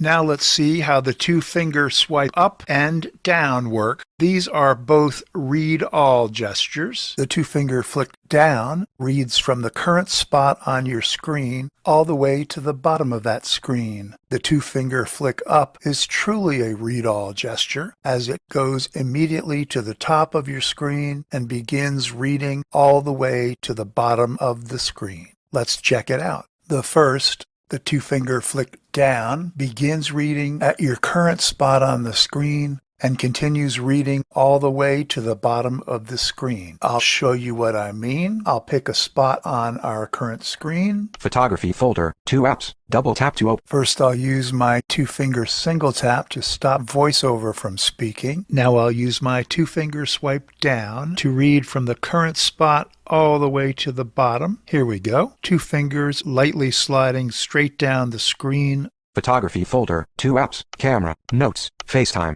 reminders, page 2 of 6, phone, mail, Safari, music.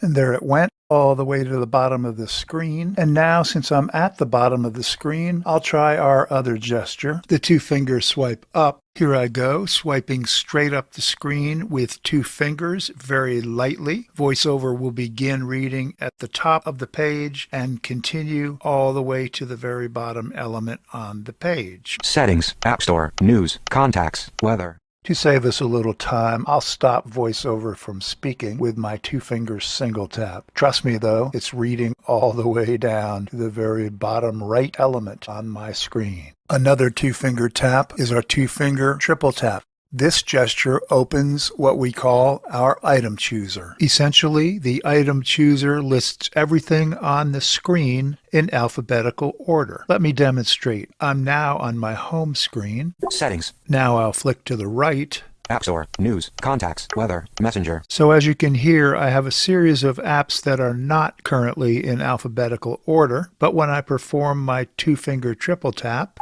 Item chooser, 20 items, search field. VoiceOver tells us that the item chooser has been initiated and there are 20 items in the list. Now let's flick to the right with one finger. Table index adjustable. Swipe up or down with one finger to adjust the value. As VoiceOver told us, you can flick up or down with one finger to adjust the alphabetical index. Let me show you. I'll flick down with one finger. C, selected. F, selected. I, selected. Those are the first letters of various apps on this home screen. So I'm at the letter I. If I were to flick to the right, iTunes Store, center of screen, actions available. There's my iTunes Store app. Let me flick again to the right. Mail, 2 unread emails, bottom of screen, actions available. And there's our Mail app. So this is a handy tool, and you can use it on any home screen, in any app, or on any website, and it will give you a quick point of reference to find a particular item as long as you know the first letter of that item. Now we're in a good position to learn another two-finger gesture, the two-finger scrub. The two-finger scrub is performed with two fingers flicking to the right and then back to the left as if you're writing the first two lines in the letter Z. The two-finger scrub acts as if you are tapping a back button to go to the previous screen.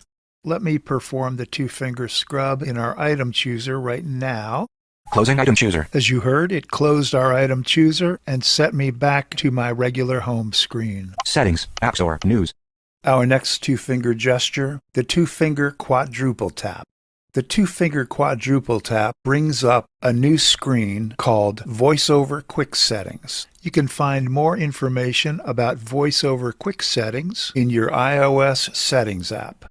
Go to Settings, Accessibility, Voiceover, and Quick Settings, button, and you'll see a list of various VoiceOver actions that you can include or remove from your list of quick settings. quick settings, heading, selected, speaking rate, reorder speaking rate, button, image descriptions, reorder image descriptions, button. The quick settings list and the gesture are relatively new, but you can find more information in your iOS Settings app. This concludes this part of our presentation. Now we'll take a few minutes for your comments, questions, and suggestions. All right, that covers our second part of our presentation. We're going to open it up for questions and comments. As I mentioned before, to state your name, I'll call upon you. I ask everyone else stay muted till the conversation comes to an end. And we don't use the raise hand feature, so just state your name and I'll call upon you. Ted. Herbie, if you can just go ahead and unmute everyone. This is Ted. Yeah, go ahead. Yeah, I just wanted to point something out with the double tap and triple tap. Pete mentioned that doing this, any multiple taps, you have to do it fairly quickly. But as I was learning the iPhone some 5-6 years ago, there is a way to adjust that speed in the settings. And for those that are learning, it's defaulted at 0.2 of a second. I changed that with a friend's help to 0.4 of a second, which helped me. And then I gradually learned how to get faster and faster, such that I could bring it back down to 0.25 seconds. So that might be useful there too. Yeah, thank you. Hey, Ted, I'd like to add that I also mentioned with the single finger double tap that you generally use the tip of a finger. I neglected to add that you can also do so with the tip of your nose. Exactly. As you do. Yeah. A long story, folks. You can hear it later. Ted uses his nose for. Thank you. Thank you, Ted. Lindsay? Go ahead, Lindsay. Thank you so much. I had no idea about being able to pause VoiceOver when it's in the middle of reading a text block. This will be really nice. I no longer have to shush my children while I'm reading an email, so I can get to the end of it before I answer a question. I wanted to ask, does one of the next segments cover using the rotor? It That's does. something I have not figured out yet. Okay. All right. Thank you. Yeah. Now, I will say, we don't really cover probably as in depth as you're looking for in the rotor. We did cover part of the rotor in some previous cafe episodes. Or hook up with one of our mentors in our mentoring program. That might be a good outlet for you. Mm-hmm. Yep. Thanks very much. Yep.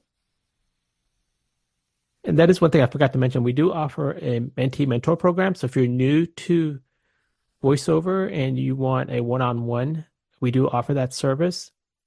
It is available on our website. It's a form that you need to fill out, and we'll reach out back to you to set up with someone who can help you get to know your VoiceOver much better. Who's next?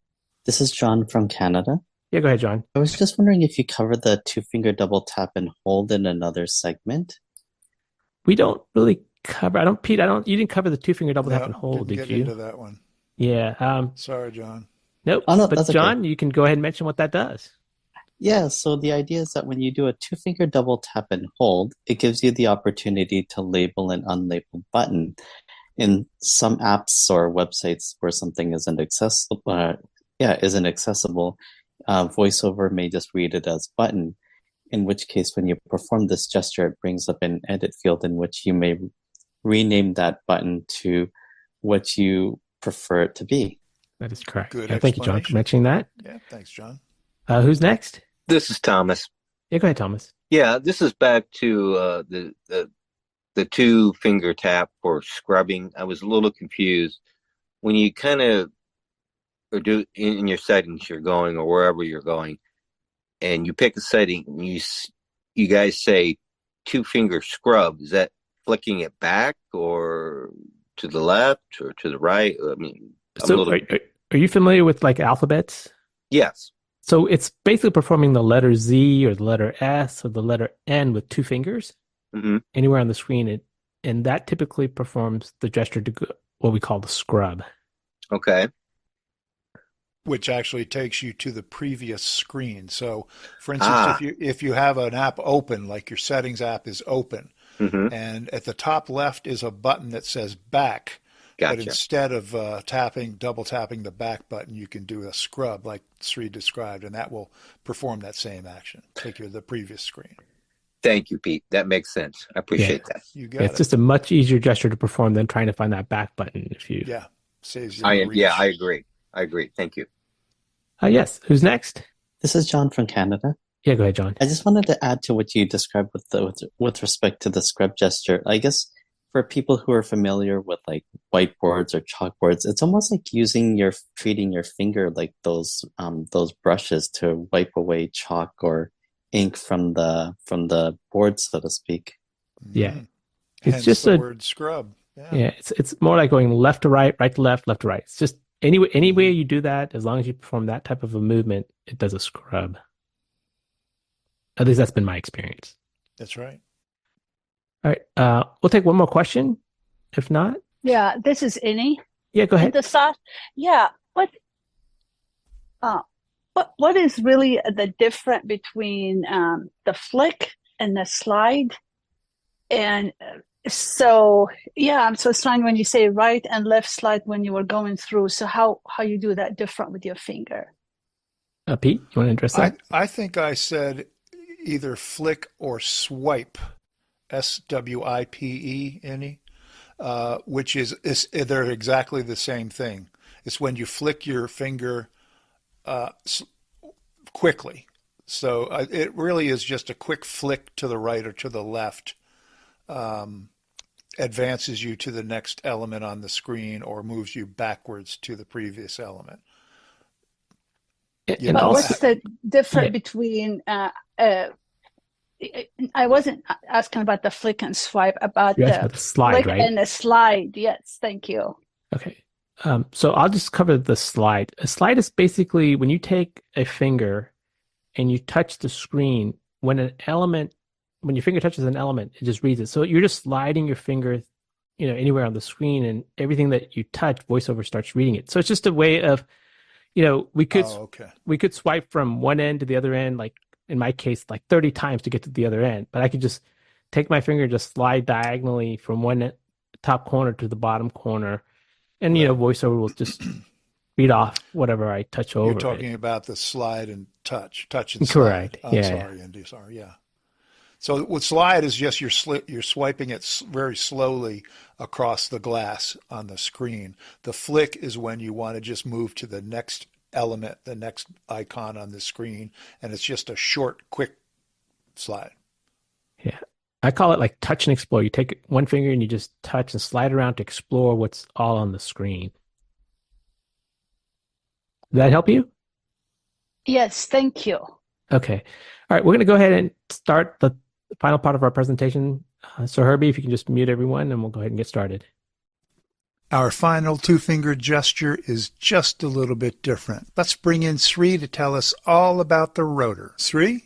All right, Pete, thanks for covering all those important two-finger gestures. And I'm going to go ahead and conclude the two-finger gestures by taking a look at one more, which is a very important and versatile gesture, and that is the rotor. So what is the benefit, and why do we want to use the rotor? Well, the rotor is part of VoiceOver, and it is a series of tools that can help us. For example, if I need to edit text in the rotor, I have text selection, or I have tools such as edit that allows me to cut, copy, and paste. And if I'm browsing the web, I'm provided with different tools, and this will make the browser experience much easier. And finally, the rotor provides us with some unique and very specific tools that we simply don't get when we just do basic finger swiping and tapping. Now, let's take a look at 3 different ways that we can invoke the rotor. The first way, take my left thumb and put it perpendicular to the left side of the iPhone around the 9 o'clock. And then I'm going to take my right index finger and trace around my thumb going clockwise. In this case, I'm performing it on the home screen, so you should hear the rotor option on the home screen. Handwriting. Lowercase words. Characters. Speaking rate, 55%. Once I get to the end, I'll lift my right index finger, go clockwise around my thumb. Now, let's go counterclockwise and take my right index finger and go counterclockwise around my thumb. Containers, volume, 100, speaking rate, 55%, characters. The second way to bring the rotor up is taking two fingers. In my case, I'm going to take my thumb and my index finger on my right hand, and I'm going to place it on the screen, then rotate it clockwise like I'm going to close the lid on a jar. Vertical navigation. Describe images, on. Actions, activate. Then lift my right thumb and index finger and place it on the screen and rotate clockwise. Vertical navigation. Next, I'll take my right thumb and index finger and rotate it counterclockwise. Describe images, on. Vertical navigation. And the final way to invoke the rotor is taking two fingers and flicking it in the opposite direction. That means I take my left thumb and flick it up, and at the same time, I take my right thumb and flick it down, and I continue to flick both fingers in opposite directions, going clockwise. Handwriting. Lowercase. Words. Characters. Speaking rate, 55%. And to go counterclockwise, I'm going to take my left thumb and flick it down, and at the same time, flick the right thumb up and continue to flick both thumbs in opposite directions. Headings. Containers. Volume, 100%. And those are the three different ways that you can invoke the rotor. It is up to you to decide which one you feel most comfortable in using. Next, I'm going to show you some examples when using the rotor. First, as I navigate around iBUG today inside one of my notes. Insertion point at start of line iBUG today. I'm going to invoke the rotor by flicking both of my thumbs in opposite directions until I hear words. Words. Since my insertion point is at the beginning, I'm going to use one finger to flick down to go word by word. If the insertion point was at the end, I would use one finger and flick up to go one word at a time. Cap I. Bug. Today. If I want to move by characters, I'll invoke the rotor until I hear characters. Characters.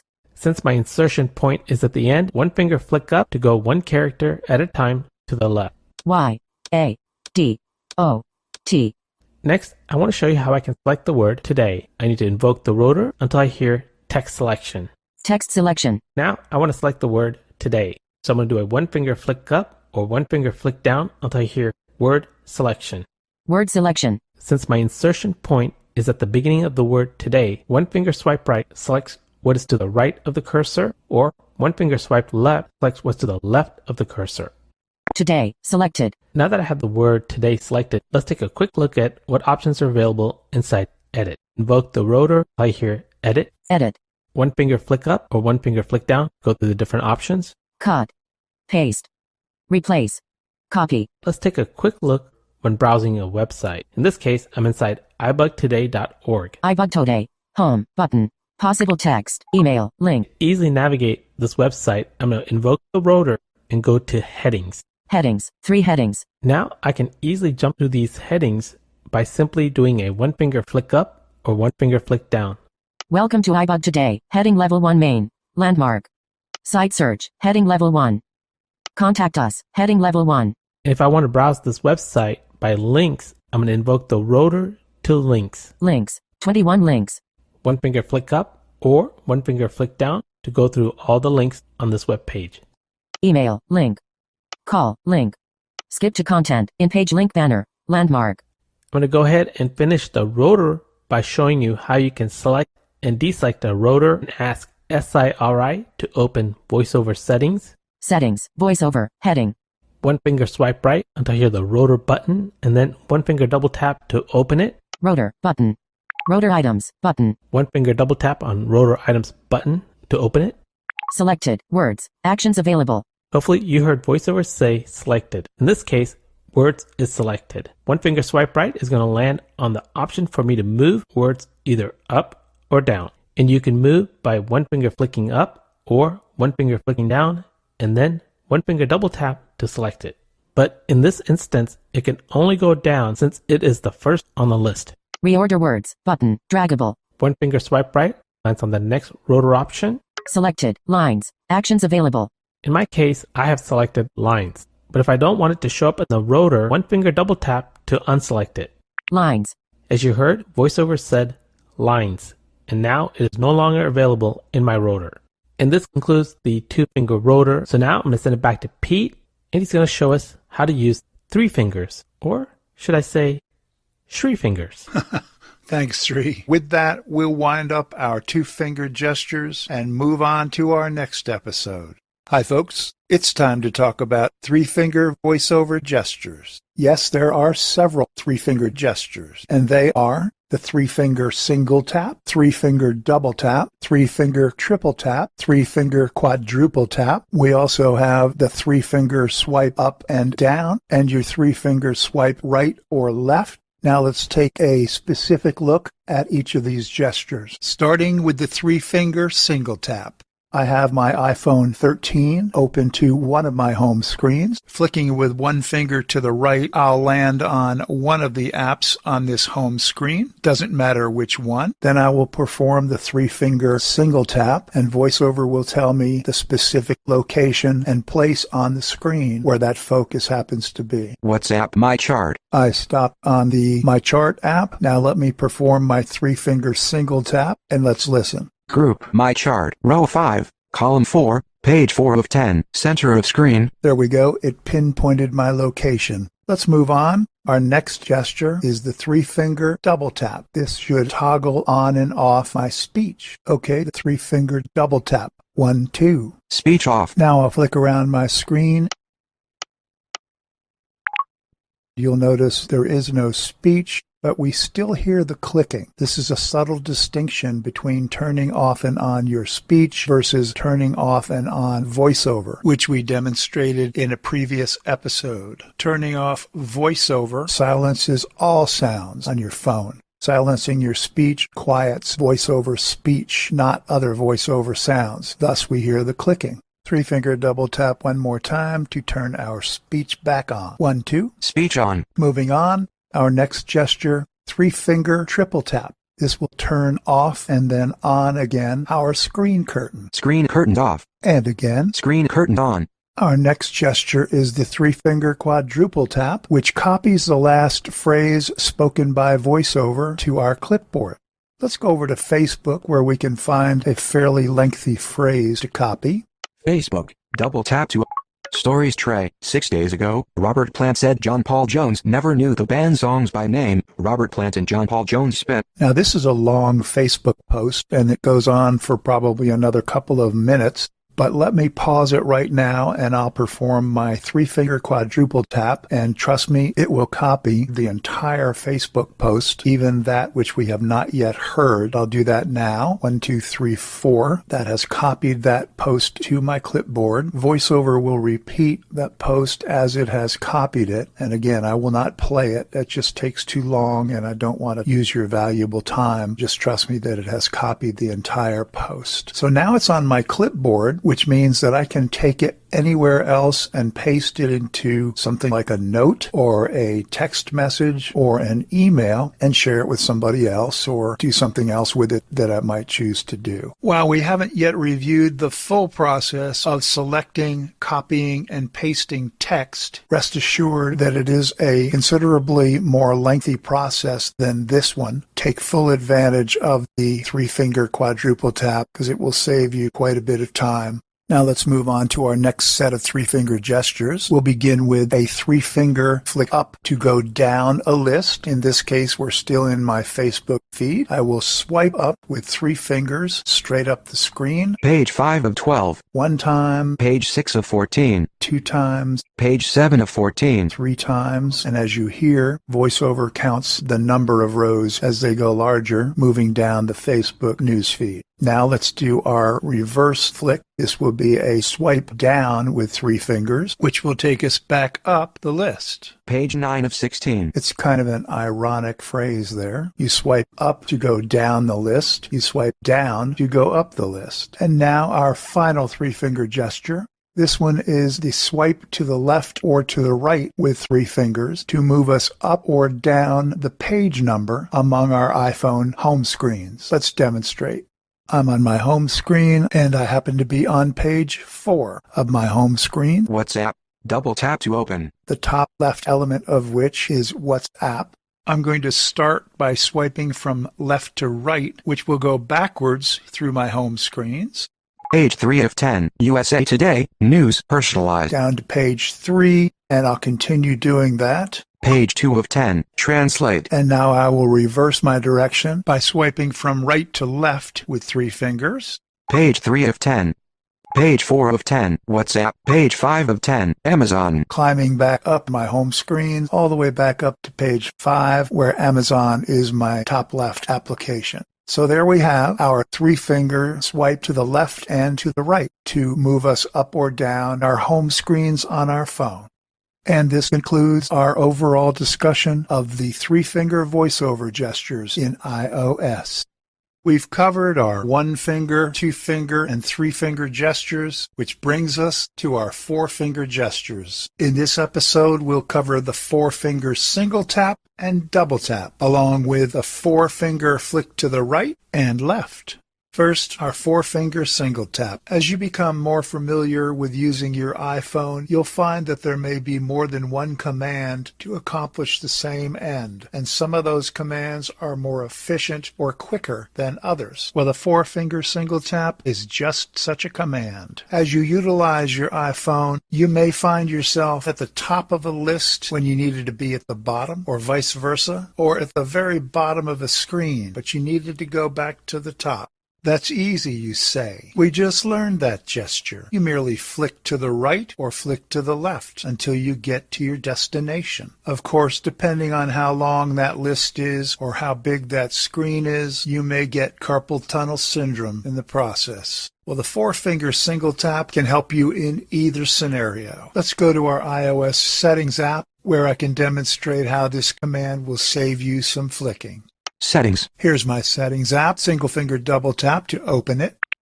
Now, our settings app is a voluminous app and covers a myriad of various settings, including specific settings for all of the apps that are currently running on my phone. Well, it just so happens in this scenario that I'd like to find the settings for my app entitled VO Starter. That's V as in Victor, O as in Oscar, Starter. And because the application listings are alphabetical, you can imagine that the VO Starter app will be almost to the bottom of the alphabetical listings. Consequently, I'm going to flick to the right, which is the method that we have learned in this series to navigate our way from the top of an app to the bottom of an app. So I'll flick to the right repeatedly. Search field. Dictate, button. Pete Lane, Apple ID, iCloud Plus, Media and Purchases, Airplane, Wi-Fi, Bluetooth, Sud, Purse, Notif, Sound, Focus, Screen, Jump, Control, Disp, Homes, Accept, Wall, Stand, Siri, Face, Immerse, Expo. I'll pause here. I've got to tell you, my finger's tired, and I'm not even halfway there. So let's explore our 4-finger single tap. I'm going to go back to the very top of my screen, right at the heading button that says Settings, heading, and I'll perform one gesture, a 4-finger single tap toward the bottom of this screen. And let's see where I land. Zoom, button. I land on Zoom. Begins with the letter Z or Z, which happens to be the very last application in my alphabetical list. So now, rather than flicking 30 or 40 times to the right to go down the list, all I need to do now is flick a few times to the left to work my way back up the list from Zoom up to VO Starter. I'll flick to the left. YouTube, X, WhatsApp, Walgreens, Voice Plus, VO Starter, button. And here we are, single finger double tap. Settings, VO Starter. So there, it took me about a half a dozen flicks to get from the very top of the settings app to get into my VO Starter app settings. And when I'm done with these settings, rather than have to flick multiple times to get back up to the top of the screen to exit my settings app, all I need to do is perform our other 4-finger single tap, but this time toward the top of the page, and it will bring me all the way to the uppermost element at the top of the screen. I'll do that now, a 4-finger single tap touching gently toward the top half of the screen. I'm actually turning my hand sideways so I can more easily fit my 4 fingers onto the screen. Settings, back button. Settings. Now, just to review our four-finger single tap, it can be used in two situations: when you're toward the bottom of the screen or a list of items in a particular app and you wish to be toward the top of the screen, then you place your four fingers in the upper half of your screen, and this will take you to the uppermost element on that screen. Conversely, if you're at the top of a screen or at the top of a list and you want to be toward the bottom of that list or screen, touch your four fingers toward the bottom half of the screen and you will land on the very last element at the bottom right of your screen. Quite a time saver and very simple. Our next gesture, four-finger double tap. The four-finger double tap starts and stops the VoiceOver practice or VoiceOver help area. This VoiceOver practice area also lies within our Settings app. I'll go to Settings and walk you to it. Settings. Accessibility. Vision. Heading. VoiceOver. On. VoiceOver practice. Button. Done button. Practice voiceover gestures, commands, and typing in this area. Select the Done button in the top right corner and double tap to exit. We are now in the practice area. I'll test it with a single finger touch. Touch. Speak item. Single finger flick left. One finger swipe left. Move to previous item. Done button. Done. As VoiceOver instructed, I had to double tap the Done button to exit this practice area. Now the four-finger double tap can be used to activate that same practice area outside of your Settings app. I will get out of my VoiceOver practice area in the Settings app, go back to a regular setting, and now I'll perform my four-finger double tap. Starting help. To stop help, perform a four-finger double tap or two-finger scrub or press escape on the keyboard. I'm back in a practice area. Let's test it with a flick right. One finger swipe right. Move to next item. And a single finger touch. Touch. Speak item. And that confirms we are definitely in the practice area. Now our instructions here were to perform a scrub, hit the escape button if we have a Bluetooth keyboard, or perform a four-finger double tap, which we will do here. Four-finger double tap. Start help. Stopping help. And we have exited our practice area. The next gestures we'll look at: four-finger swipe left and swipe right. These gestures move to a previous app or to your next app among open apps in your app switcher. If, for example, you are in your Mail app and then you've moved on to your Messages app, a four-finger swipe from left to right will move you back to your Mail app. A four-finger swipe from your right to your left will move you forward to your Messages app, and so on. Picture yourself turning a page forward and backward in a printed book. Pretty simple. And that winds up our four-finger gestures. This completes our presentation for tonight. Sri and I want to thank you for sharing your valuable time with us. Now, don't be crazy. Be sure to come back for next month's iBUG Cafe. We get a little crazy. Okay, that concludes our presentation. We're going to go ahead and open it up for some final questions and comments. Just state your name, I'll call upon you. Just remember, we don't use the raise hand feature. So Herbie, unmute everyone and then please ask your question. Okay, this is Ted. Go ahead, Ted. Yes, I was going to add a little more clarity to when Pete was doing the three-finger down to go up and up to go down. Think of it as you're going to the top of, say, a toilet paper roll. You pull it down to get to the top, or reverse of that to roll the paper back up. Leave it to you, Ted. Or like if you have a long piece of paper like we used to have in school for large print copies and stuff, you want to pull the page down towards you to read the top of the page, or push the page away from you to read the bottom. Right. Yeah. So Right. that was the clarity I wanted to give. All right, well, thank you. Swiping left and right. All right, who's next? To a page. This is Jody. Go ahead, Jody. I just wanted to say thank you. Tree and Pete, you did a great job. It was really amazing, and learned a lot. Good. Thank you, you. Jody. This is Sarah. Go ahead, Sarah. Just terrific. I thought your demos, both you and Pete, it was fabulous, and even reminded me of stuff that I had forgotten. So thank you very much. Thank Yeah. you, Sarah. I was, even me reading this or listening to this many times, when Pete did that thing on Amazon, the one finger triple tap, I don't know that- how many times I've gotten frustrated to figure out my orders, Yeah, and then you do this exactly one finger that. triple tap. Because you got to go to the menu option, and then you've got to flick and flick and flick until you get to your previous orders. Yeah, I did not know that one. Yeah, that's I was a time like, saver. that one finger triple tap does so many things. And I will say that even with iOS 18, that one finger triple tap does a lot of different other things too. So it's a very, very powerful tool. Try it on different apps. Just as you get to an app before you open it, just do the tap, tap, tap, and you'll be surprised. It does a world of good stuff in the App Store too. It takes you right to your search if you want to search for an app. The first option it brings you to is search. So, yeah. Wow, that's great. Thank you. Yeah. Thank you. Who's next? Pat. Go ahead, Pat. Okay, I got on late. I had something else going on today, but what I heard, you did a great job on the review. And, sometimes you forget some of them, so it's nice to have a little refresher. So great job. Well, thanks, Thanks, Pat. Pete, were you saying something? Yeah, I wanted to just repeat and summarize.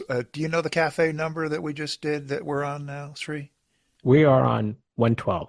112. So anybody who wants to find this, you can find it in the recording of this iBUG Cafe. It's going to be in the same format that we presented it. You can find the iBUG Cafe 112 on the ibugtoday.org website or over on Facebook. If you just type in iBUG Today, you'll find the Facebook iBUG Today channel, and you'll find it under the product line for iBUG Cafe, or on any of your podcast apps that you subscribe to podcasts with, then you'll find it on that. And it's, again, episode 112 of the iBUG Cafe.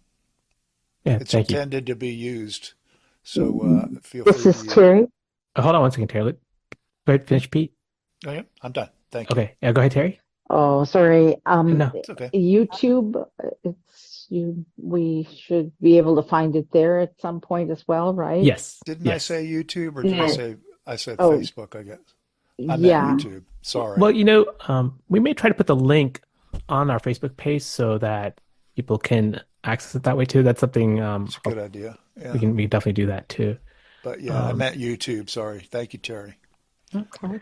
The All right, iBug Today channel. Well done. I'll take one more question if anyone's got a really quick question. Rosetta Stone. Go ahead, Rosetta. I heard Pete said that you could turn voiceover off with some gesture. I don't know what he said it was. I know he said the speech thing, but then he said you could turn voiceover off and on. What is that? Pete, do you want to just quickly address that? Yeah, you can turn voiceover off and on by triple tapping your power button, the upper right on your phone, unless you have a home button on your phone, Rosetta. Mm-hmm. You have a home button, you can just triple click that. It will turn voiceover off and then back on again. Okay, thank you. Yes, ma'am. All right. Well, I just want to say thank you to Herbie for moderating this, helping me with the cafe. Pete, great job, and truly Likewise, appreciate Sri. the time and effort you put in. Admitters, Yeah. Greg and Julie and Julie, Greg, our thank you bouncers. so much, and all of you guys Thank you. who came into this call today, asked lots of great questions. I greatly appreciate it. And next month, we got a really good one too. We're going to cover iOS 18, so definitely join us at the cafe next month. So with that said, I'm going to call it a day.